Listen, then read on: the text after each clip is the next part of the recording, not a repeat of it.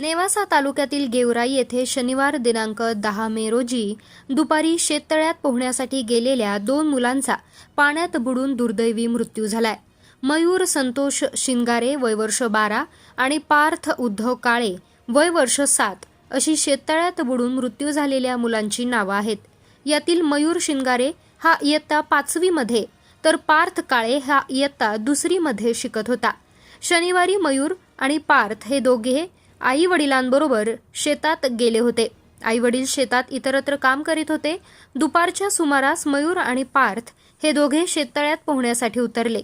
दोघांनाही पोहता येत नसल्याने पाण्यात बुडाले आहेत।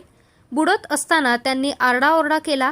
तो आवाज मिरची तोडणीची कामे सुरू असलेल्या महिलांना गेला। महिलांनी मुले शेततळ्यात बुडत असल्याचे पाहून आरडाओरडा केला, मात्र मदतीला इतर लोक येईपर्यंत दोन्हीही मुले पाण्यात बुडाली। शेततळे 40 फूट खोल असल्याने इतर पोहणाऱ्या लोकांनाही त्या मुलांना बाहेर काढता आले नाही। अखेर शेवटी JCBच्या सहाय्याने शेततळे फोडून मुलांना बाहेर काढण्यात आलं। त्यांना नेवासा फाटा येथील शासकीय रुग्णालयात नेण्यात आलं। तोपर्यंत दोघांचाही मृत्यू झाला होता। नेवासा फाटा येथील शासकीय रुग्णालयात शवविच्छेदन केल्यानंतर गेवराई येथे त्यांच्यावर अंत्यसंस्कार करण्यात आले।